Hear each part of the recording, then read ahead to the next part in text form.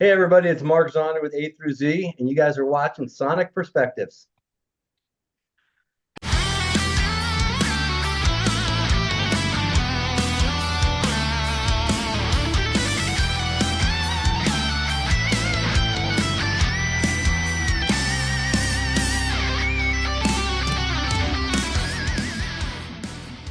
Hello, everyone, and welcome to another interview of Sonic Perspectives. I'm Rodrigo, and my guest today is Mark Zonder, the drummer of bands like Fates Warning, Warlord, Spirits of Fire, A to Z, and many more. Mark, thank you for joining us. Oh, my pleasure. I look forward to it every time I talk with you guys. Yeah, well, it's quite a resume that I did in the introduction, but let's talk about the new A to Z album. It's a continuation of the debut, but with a revamped lineup, right? Yeah, it's funny when you say quite the resume, that's very being very polite saying you're getting old. So I I get didn't it. mean it I like got that, it. but yeah. No, okay, no, that's it. Hey, you don't get old without that. So no, Yeah. no, I appreciate it. Um, I'm sorry, the question was? No. Well, it's a continuation of the first album, but with a revamped Yes. lineup. Yeah. Yeah, actually, when I started this, I had very definite ideas and designs of what I wanted to do. Hmm. And it's after the first album, it was successful. It was great. The label loved it. It got great response, but it wasn't continuing where I wanted it to go. So I had to make some changes. And with that, I brought in my good friend Nick Van Dyke that I've known for over 30 years. Jimmy Waldo, who I played in Warlord and Graham Bonnet with, Yeah. Yeah. and just kind of surrounded Simone, playing a lot of the guitar parts that mixed the first album, and he mixed the second one too. Just a great all-around guy, and obviously Phillips there and Ray's there. But it's just I needed to surround myself with guys that I could trust, that I love, that I know are mature professionals that if something's going on, they can communicate. So Hmm. everything can kind of run smooth. Because obviously in a band, you want all the guys going in the same direction instead of this kind of thing happening. I mean, if you want to get anything done, Yeah. that's what you need to do. So, Yeah. so no, changes were made, and they obviously were for great decisions, and it worked out extremely well, and I'm very happy. Yeah. Well, nothing against the previous lineup. I love the first album, but Simone, Nick, and Jimmy, they add a lot to the table. And it was great to see you Yeah. guys together in the video for Nothing Is Over. I don't think you guys had that in the first one. It was more like in the studio where you recorded separate parts, right? Well, the real truth of the matter is, I have to kind of take my hat off to Metal Blade. Metal Blade brought all six of us together, and Nick and I are the only ones who live here. So you're talking about Right. four guys: Chicago, Arizona, Spain, and Italy. Yeah. But it was very important. That just shows you the investment that the label's making and what they think of the band because they're not doing that all the time. Hmm. But they knew after the first album, working with me again and how I run things and how I want things to be and the amount of energy that is put into it, and that will do anything to promote the band. We're not going to just disappear or anything. Yeah. So I really have to, this time around, absolutely the players changed the sound. We're going in a little bit of, I don't want to say heavier, but it's a heavier direction, bit more edge to it. Yeah. Um, and Jimmy, obviously, with the Hammond and that sound. It's just what I really get out of it. It's a great natural progression from the first record. Like you said, the first record's great. You don't take anything away from it, Yeah. but the second one takes it up another level, A and hundred hopefully the percent. third one, I fired everybody already again. So the third one should be even better, right? I mean, Right. you'd think, no, just Continue the very progression. Yeah. exactly. It's one of those guys that has a new band every album, but no, very happy. I love these guys. They've been great. They're very appreciative.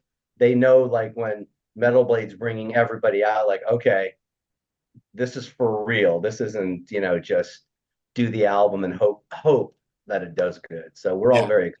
Yeah.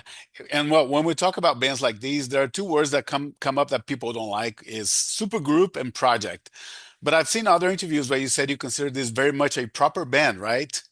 Well, it always was a band from the beginning. I think if you go back and all these little interviews that I was doing way back Mm. when, I'm a band guy. I always have been. Um, I'm not Sting. I can't go out on my own. Um, eh, my twins are 18 years old. So for Mm. 18 years, I wasn't on the road that much. So I couldn't really be involved in like band situations too much because I knew it required being on the road. But when they got older, it was like, okay, Mark, if you're going to do this, you're a band guy. So it's like, Yeah. okay, we're going to do the album, we're going to do the videos, we're going to go on tour. we're going to play the shows, and hopefully we're building it from step A to step B to step C. Hmm. It was never a project. It was never a one-off. Unfortunately or fortunately, I had to change members to continue things. But again, it was like, this is what I wanted to do. I have a definite goal, a definite direction. And if you don't want to be with it and you can't hang with it, that's fine. We're just going to move on. And it's Yeah. difficult. And there was low times. It wasn't like, okay, you're fired, you're hired. It wasn't like that. I mean, it gets in through trying times, like anybody in a band knows. Yeah. It's like the ups and the downs and stuff like that. But it's just great to play with guys that I've known. I've known Philip since 2007. And what, if I'm playing, Philip's playing. That's all there is to it. Hmm. Um, Nick I've known for 30 years probably, or close to it. And Jimmy Waldo a good 10, 15. I mean, Yeah. it's just great to have guys that you really just can count on. And that singer guy, I've known him for a couple of years too. So, Yeah. Of we're course. good. Yeah. Yeah. Well, before we get into the songs, let me ask you about the album cover. The first one had a zebra, and now we have an alligator on the second. Yep. There's a running theme in here, but can you elaborate on that a little bit? It's not an animal theme. That just kind of worked out that way. I Okay. promise the third one's not going to be an animal, and there's not Okay. going to, I can almost guarantee there's no teeth on the Right. on the next one. The first album, the true story behind the first album is when I talked to Hugh Syme, it was like, Hmm. okay, this is the name of the band. Okay. He wanted lyrics and song titles, but I never gave him any of those. Right. And he just popped that thing out in like half an hour, so he had that idea already in his head. So that worked out fine. This one around, I was working with my friend Mark Cubbage, and we're Mhm. coming up with different ideas. There's only so many A's and so many Z's, Yeah. and so many things will work. And we just kind of came up with this. And this one, we gave Hugh the idea. Here's the idea, and we had to go back and forth quite a few times. I'm like, okay, the zipper's not quite right because it's like this. And oh, by the way, can you put the A through Z here and stuff? Right. But you did all those classic Hugh things where the zebra's in the background, you Yeah. know, or Yeah. the ant's still there, or the eye is like right there. And just, I want to turn around and have people look back and go, wow, they really thought about this. And Uh-huh. their album covers like the 80s or the 90s, where they're like, there's a theme, and you like, when you see it, you go, oh, I know who that is. Yeah. It's almost Yeah. like a lot of those Rush covers too. You can see them and you kind of know who it is. Of course. Yeah. There's a Yeah. stamp to it, definitely. Yeah. Yeah. Oh, Also, too, I thought it was really important, and this was part of the core value in the beginning, is we have to give 110%. I can't sell you a $50 steak and then give you a $10 hamburger. yeah. I'm not going to say, Yeah. hey, go to my website. My daughter took some really cute pictures of the band. I Hmm. know bands do that and that's cool, but that's not what we're doing, and that's not what I wanted to do. This has got to be big. Yeah. And I just realized Z for zebra and A with an alligator. So A to Z. Oh, Was absolutely. the Oh no, yeah. that, yeah, that was a little more hidden, but Yeah. hopefully people on the next album will know, okay, what's the A, what's the Z? Because Right. that's the theme. Instead of, I mean, if we came out with an album cover and it was just some guy wandering through the desert, I mean, It's been done. Yeah. It's I been done. know, or the classic Viking dude with a sword in the castle. Yeah. You know, Yeah. no, no, no, no, no. It's supposed to be new. It's supposed to be fresh. Absolutely. Yeah. And well, we mentioned the first single, Nothing Is Over, which is quite a rocker. And I was told the lyrics are inspired by H.P. Lovecraft. Yeah, that's Yeah. that's a really deal. Hmm. Uh, I keep my hands out of the lyrics. I keep my Okay. hands out of the melody lines, and that's Yeah. his game. That's another principle of this band is that's what you do. Knock yourself out. Do whatever Right. you want, unless it's really like not working. It's the same Yeah. with all the, just do what you do. Yeah. But great choice for a single nonetheless, right? Yeah, it was. There's I gather you've heard the whole album. Yeah. There's I a have. few that could have been that first single. There's Yeah. there's a few that could have been. The second single that comes out May 6th, I Am Numb, Hmm. it's another rocker. Yeah. Uh, when the video comes out after the album is out, the third video, it's a rocker, but a different kind of rocker. It's not an up tempo rocker. But I have to tell you, and maybe hopefully we'll look back on this video one day and go, oh, Mm. Mark, you were right. It's probably one of the few times that I was right. I really think in my heart that Now I Walk Away Mm. is the song that's gonna like open it up. That's the silent lucidity for this Right. album. That's the Right. one that the girls like, the guys like. It resonates with everybody. It's just not an up tempo rock tune, and those are great. There's Hmm. nothing wrong with those, but it's always the songs that have a little bit more Yeah, power grind, to it. Yeah, power. yeah, That song, when you think about it, it's got the whole Genesis Phil Collins thing, that yeah, I'm playing at the beginning on the pads. It's got that nice, it's a power ballad. It's a 2025 power ballad. yeah, And when it comes to absolutely. the chorus, it's like Black Sabbath Yeah, with Ray singing. yeah, That's what Sabbath would sound like with Ray. Um, Wide open, air, arena feel. I don't know. In my heart, I just feel that's the one that like really turns the page. right, right. Well, and you spoke about the choruses. The Remedy is another example of it's a master class for me in writing a catchy chorus. And the same can be said about many other songs on the album. Was that one of the goals from the onset, even Oh when you yeah. guys were writing for the first one? Well, do you know what the third single is? I think is Remedy, right? Yeah, I didn't know if they told you that. But yeah, the reason that's the third single is Mm, because of the hook. right. We're trying to sell an album. Is that the most up-tempo jamming, like, oh man, this is intense energy? No. Uh-huh. But like you said, it's the hook. Yeah. It's Yeah. the hook. From the very, very, very beginning, when I started this whole thing X amount of years ago, it was beer commercial, car commercial, and Cobra Kai. Good Chorus. stuff. Yeah, Yeah. chorus, hook, hook. Mhm. If you have a hook, it doesn't matter what you do over here. Because if I always say when it comes to the second chorus, if they're not singing it, you haven't done your job. Because that first chorus, you hear it, you go, oh yeah, I get it. But no, Ray did Yeah. an amazing, amazing job on that chorus. Yeah, Yeah. yeah, yeah. Yeah. But that's Well, the third single. Yeah. yeah. Well, one of my favorites, I guess my favorite so far is a Wordless Prison, where everyone shines, and it's quite a roller coaster. There's like different moods and changes towards the song. I love that one. So No, yeah, absolutely. I'm yeah, glad you brought that up. That's a yeah, song that just my own thought is most bands, a prog band would take that song and make it 9.5 minutes. yeah, Okay. We made yeah, it 4 or 5 at the most. I love the intro, all the electronic stuff for the mood. Ray's doing his, yeah, sexy mellow thing, like yeah, whatever. I mean, it's great. But then it all of a sudden, and it's not just like all of a sudden slams in, it's like the bass. You can feel it. You can feel it. It's like the horses coming over the hill. You can yeah, kind of hear the whole thing. No, that one turned out great. And that's the one that actually has kind of like a double chorus. It's like almost two different parts. It's even though it's a bridge, I always thought that would have made a great chorus too, as well. yeah, It's catchy as much as that's a quote prog song because you have different things. Um, it works really well, and that's always the key. If you look back at a song, let's just say, and by no means am I comparing this, but if you look back at "Carry On My Wayward Son," it's almost like 3 or 4 hooks yeah, that the yeah, whole song, yeah, that kind of thing, and that really resonates with people because it's picking them up and bringing them down and picking them up. But no, that's a great song. That one turned out really well. I think the playing's amazing on that. That's kind of flexing those prog chops, as they say. yeah, And yeah, that's what this album has a little bit more than the other. The first album is there's some more, not reckless playing, but a lot more tearing it up and really kind of yeah. going for it in a more aggressive manner. Who's to blame for that? Is that Simone or Nick or both? Who's to blame? For, for more share, I think there's more shredding this time around than the first one, and I love that. Yeah, But yeah. if you're talking about strictly guitar, it's definitely Simone Hmm. in that respect. He's playing all the leads, he's playing all those kind of parts. Nick's playing the rhythms. Okay. Um, the thing about Simone though, and I'm not a shred guy. I don't like that. I really Mm. don't. I'm not a big fan. But he mixes that with that note. The thing I like about Simone is I kind of almost know what he's going to play before he kind of plays it.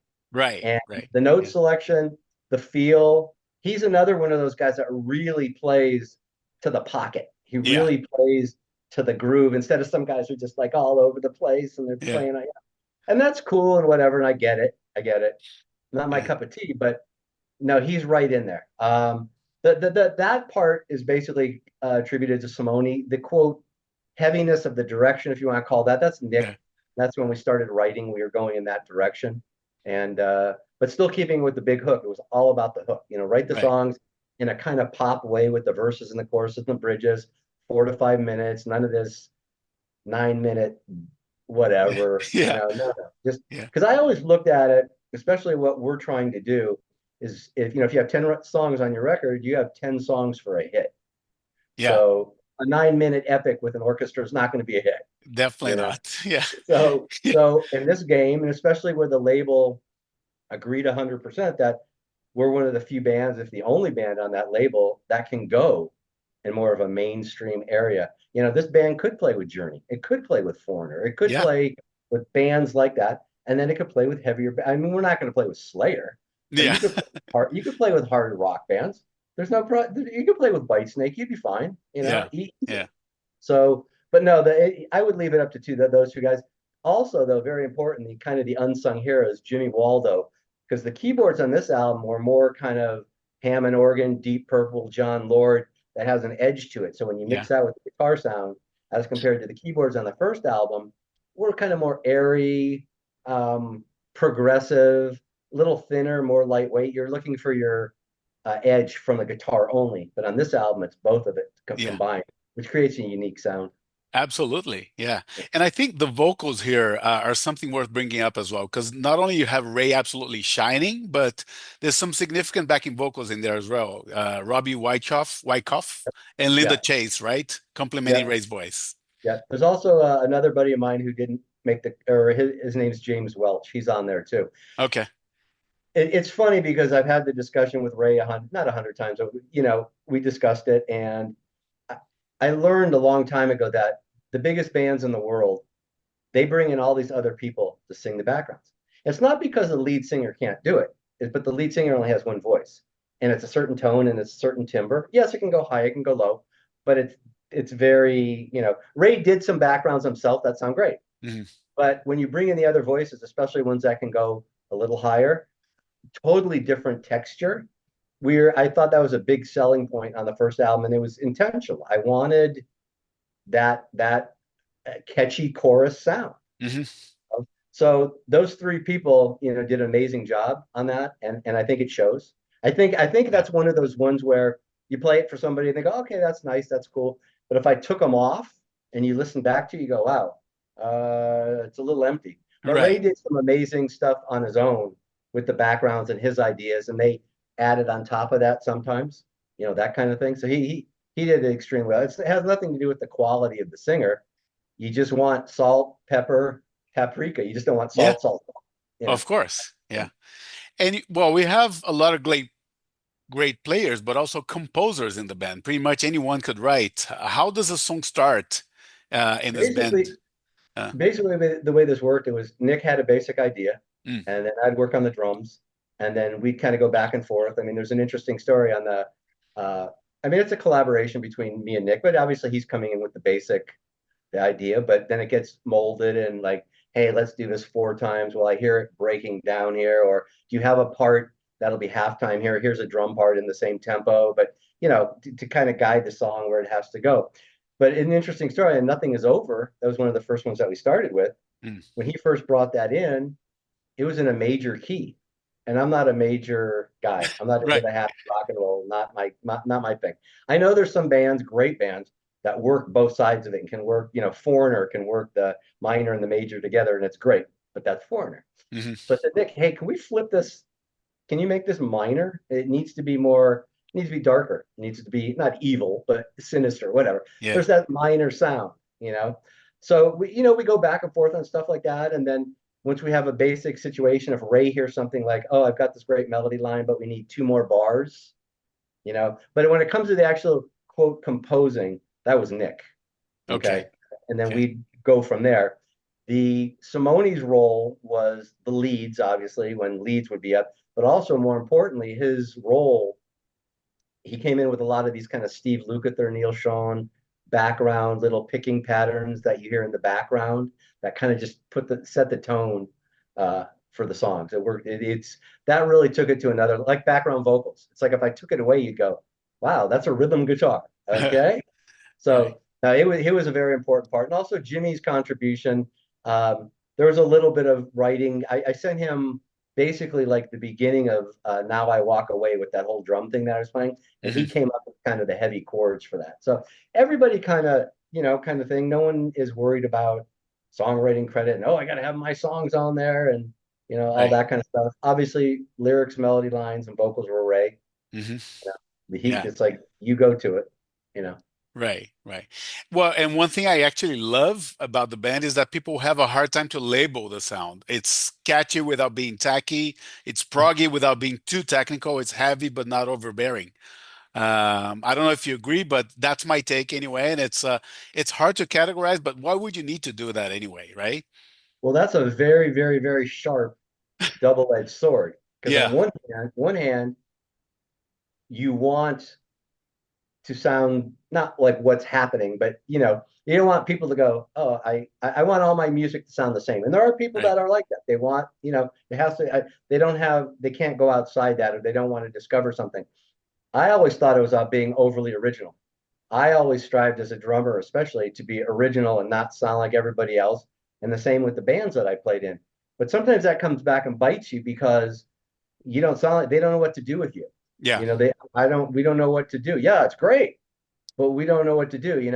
We want you to go play with Journey, but you guys are just a little too heavy. And like, not that they're going to say that, but I'm just saying yeah, that's the problem with being. But no, I absolutely agree. And, I think the first album as well. I think the first album sounds like A through Z. yeah, It doesn't sound like anybody else. yeah, Second sounds like, A through Z part two or on steroids or whatever you want to call it. It's yeah, just a notch up. That's all. yeah.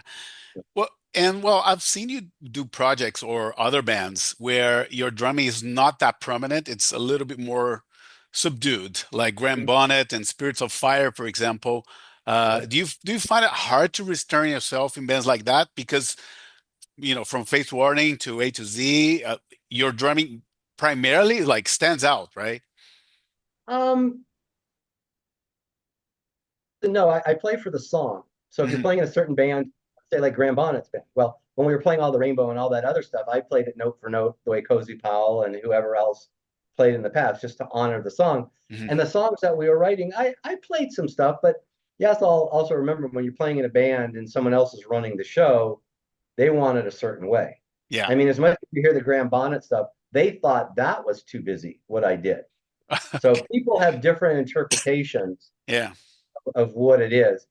Spirits of Fire was basically more playing for the song, and obviously that was kind of Chris's thing with Ripper, and I mean it was all of us, but they were kind of guiding it, and Yeah. and again, you play in certain situations, and everybody has their own. Like when you're playing in the band and you're playing for other people that are in the band, they all have their own expectations of what drums should be. I Yeah. can guarantee you, Chris Caffrey does not, a great guy, but does not sit at home and listen to Fates Warning. He just doesn't. It's not Yeah. happening. You know what I Yeah. mean? And the bands that he's played with his whole life have never crossed into that kind of thing. Yeah. So he's not used to that. And it's kind of like a lot of times, like, what's that? What's that? Yeah, what are you Right. doing that for? Yeah. That kind of thing. So you play for the band, you play for the Yeah. song. Yeah, I noticed you didn't use like I interviewed him when the first one came out, and I asked him, "Hey, where are the pads?" Because I know Mark from all the pads and the electronic stuff, and he said, "Well, it doesn't really fit what we're looking for, but yeah, that was awesome anyway. That first album, Yeah. yeah, yeah, I could have made it fit, but no, it's you guys all also remember like who's doing the songwriting, what's the songwriting style like, and yeah, does it give you that opportunity? yeah, A lot of that stuff that I do has come out because someone has written to something that I've done, hmm, which takes it to another level as compared to someone who I have to kind of jam it into their stuff, and then they're kind of here's a funny story, the Arch Matheos record that I played right, on. There was one song where it's kind of like this mellow beginning kind of thing. It's like the kind of thing, kind of like Wordless Prison. hmm, And I spent some time and I got the whole electronic thing happening with the pads. And I got that whole Genesis kind of Phil Collins kind of thing going on. And I send it over to Jimmy's like, yeah, we were kind of just like hearing a ride cymbal on quarter notes. So everybody, I go, okay. And I played the ride notes on quarter and got rid of everything else. It depends who you're playing with and who for, and yeah, is it your band? Is it someone else's band? You play for them, you don't play for yourself. yeah, yeah, of course. Whatever they require. But it was kind of funny. How about just quarter notes on the ride cymbals? Yeah, and you got it. Yeah, fair enough. Yeah, Yeah, okay. Two and a yeah, half days later. Okay, great. No problem. Yeah. And well, with the electronic kit, I mean, you didn't create it, but you came into the scene at a time where that was very much used. But for a lot of the drummers, that stopped in the 80s, right? For Neil Peart, for example, I think the last time I heard him was like 89 he used on a record, Yeah. and that was it. But you're still Yeah. using that and you're still incorporating that into metal. How did that occur to you? Well, E- I started with that a long, long time ago, and I Mm, was playing in a band called it was called Plain English, but it was the girl and Charles and Astrid from Animotion, the new mm, wave band that had the big hit, right. Your My Obsession. Hmm. And that's where I learned a lot about electronics. I was playing an electronic kit at that time with a sampler, and that's where I learned about sequencers and the click and like the whole band being that whole thing before computers. Right. I always just looked at it as I can express myself sonically. I can have different sounds because I hear things in my head and I go, how am I going to do that on the kit?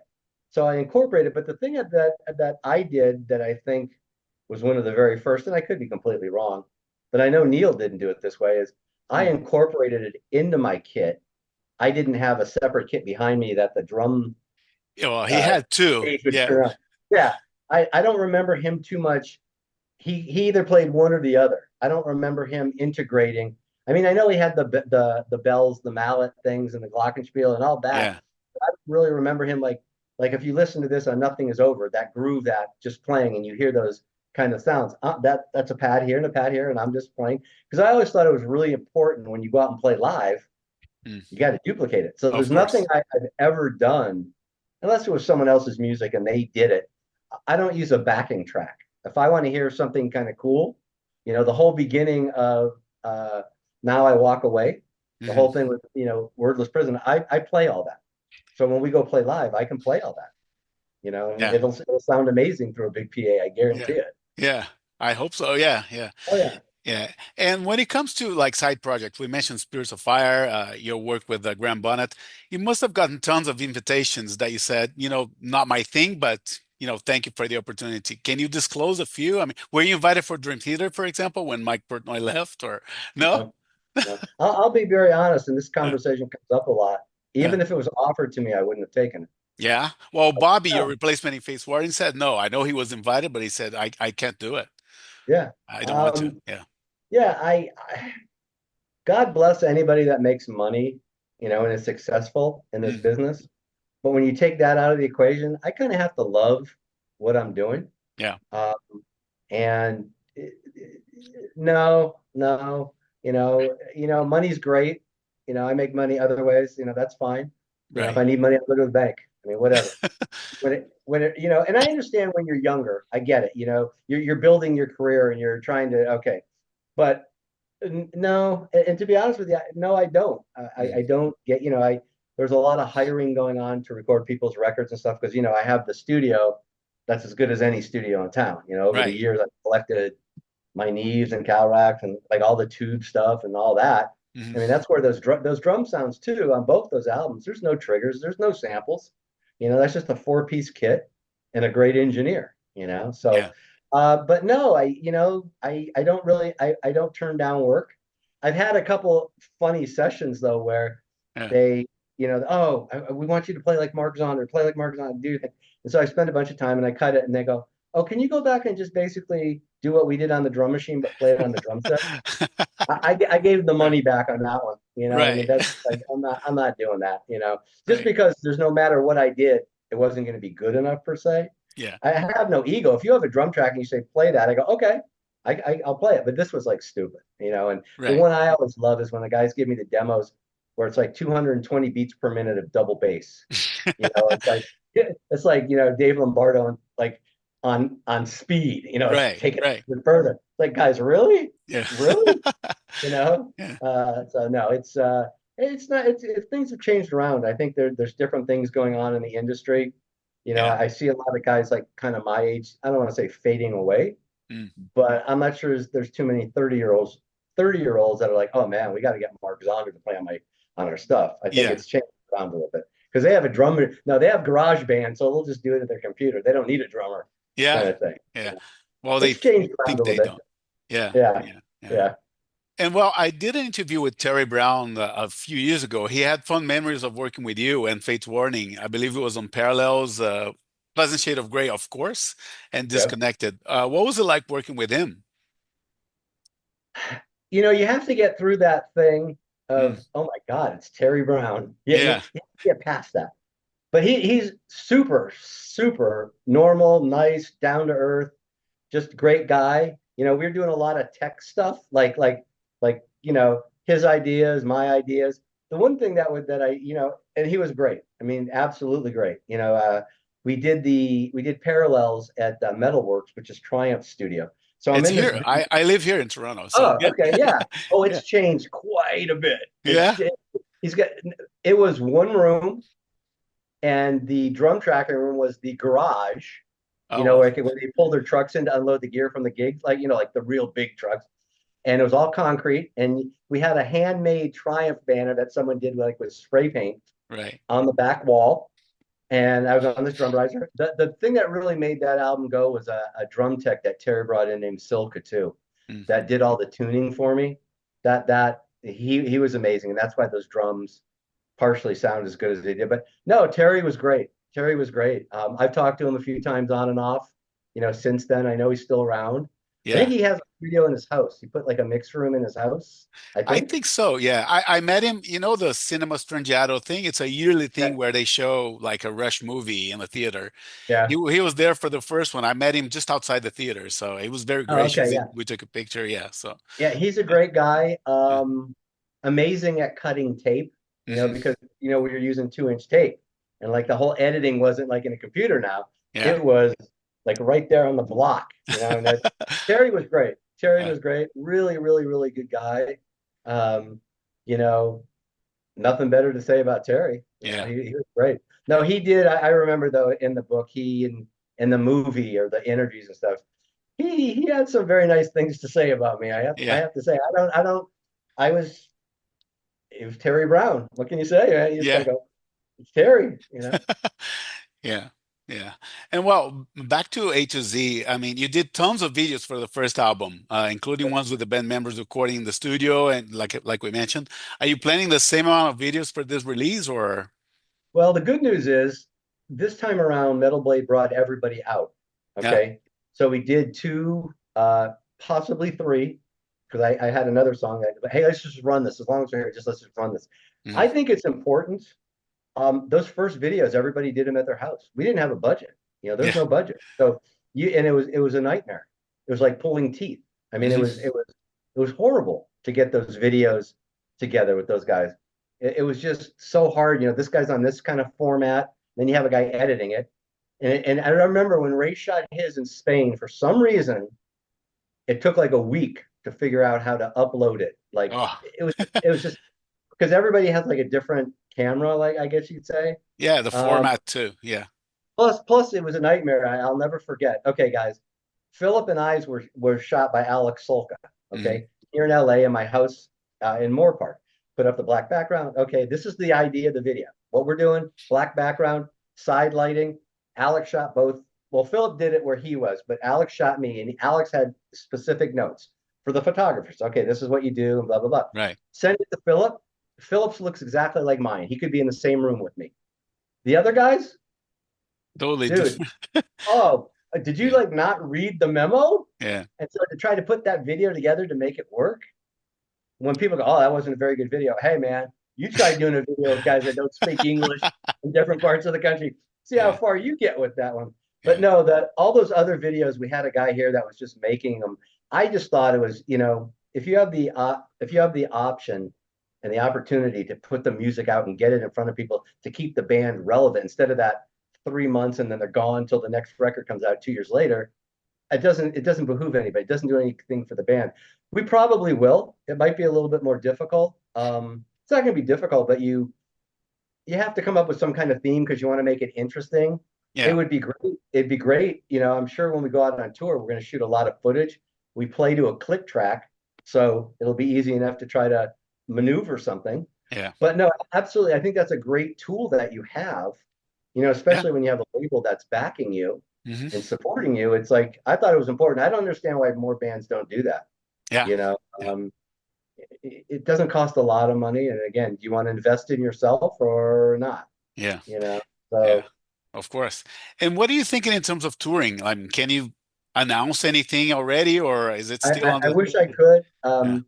Yeah. The label's helping us. We're talking to different agents and people that are out there looking for the tour. I mean, the one thing that there's two important points. Number one, we're not waiting around for the perfect tour. Hmm. We got to get on the road. Okay.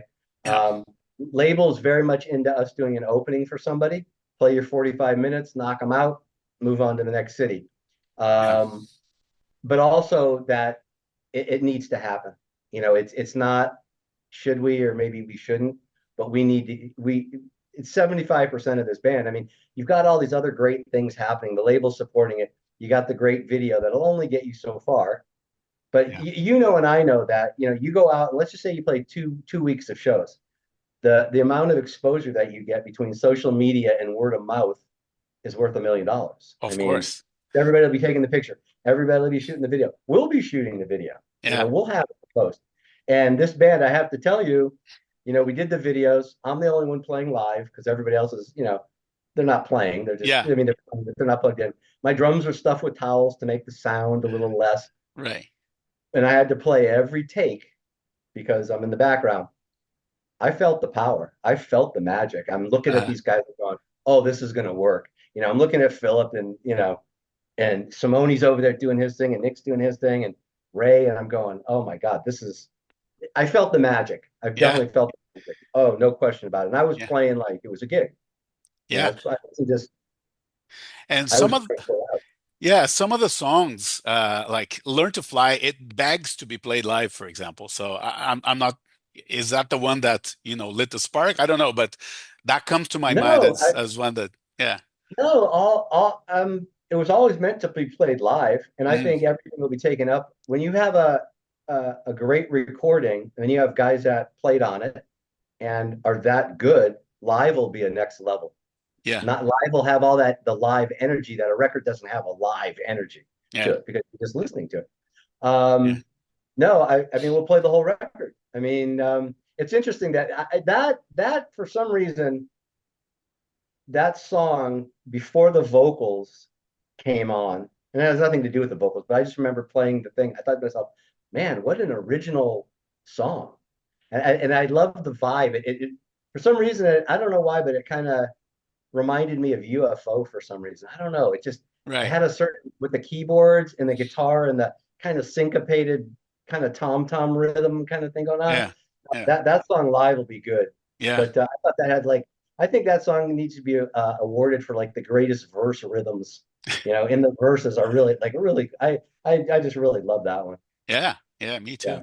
And well, right now you and Ray have A to Z, and Jim Mateos and Joy Vera are in Kings of Mercia. In my dreams, both bands should tour together and do a Fates Warning set at the end. Any chance of that Yeah. happening? It hasn't been presented. Right. I really think the label is looking at us as playing, uh, getting it out bigger. Hmm. They've invested. Obviously, they've invested. They're Yeah. taking a chance. Yeah. Um, the kind of thing that you're talking about, it will draw, I'm sure, just because, but it's not going to draw like playing in front with somebody that's playing in front of 3,000 people on a nightly basis. Yeah. So I'm Yeah. not sure if that, I'm not sure. I'm not even sure if Jim wants to even really go back out on the road. I don't know, that kind of thing. I mean, I'm game to play anything. I Mhm. mean, if I wrote it, I'll play it. You know what I mean? Yeah. Kind of. So Yeah. no, we've talked about that. That kind of idea. Nostalgia thing. Yeah. Yeah. Yeah, but that's the thing. A through Z is not a nostalgia act. You know what I mean? Yeah. It's this kind of thing. It's Yeah. brand new. You said doesn't sound like anybody. Now is the time to really, for lack of a better word, shove it down everybody's throat. Yeah. Now is the Yeah. make it bigger. Yeah. You know, so Yeah. we're game for anything. Awesome. Well, I'll keep my fingers crossed so that you make it to Toronto. And yeah. Okay. Yeah. Awesome. No, Yeah. yeah, we're dying to get out on tour. Awesome. Dying. Man. Yeah. As you know, it's hard these days. It It's just is. Well, I money just wise. yeah. I mean, it's just hard. Yeah, I So said we'll it see. the other day, it's an act of love to go out on tour because the money is hard to make. Yeah, nowadays. no, Yeah. no, absolutely. And Yeah. it's also just getting the right, setup that you're able to do it with not, without just grinding yourself into the ground. Like Metal Blade really doesn't have a big interest in us going out playing quote headlining. I mean, you're going to play like small places in front of a couple of hundred people that already probably have your album. Yeah. Got to look at touring more from like a promotional point of view Hmm. and getting out to these other places. So, festivals will come into play because you're going to be in front of audiences that might not be your audience. Yeah. So, Yeah. no, they're pushing on it. They know it, and I know it, and they know that's 75% of the game. Yeah. So we're getting ready for that. I mean, I'm learning songs. Let's just put it that way. I don't want to Oh, be caught short, so I'm learning them. awesome. Awesome. Well, Mark, thank you so much for the interview, man. I had a great time in the chat. All the best. Oh, I appreciate it. I hope we get to see you guys on tour sometime soon. Absolutely. If you need anything, just get in touch with me, whether you need pictures or if you have other questions, We'll do. and say hello to everyone for me. We'll do. Cheers, man. Take care. Thanks. Take care. Bye. Bye. Bye bye.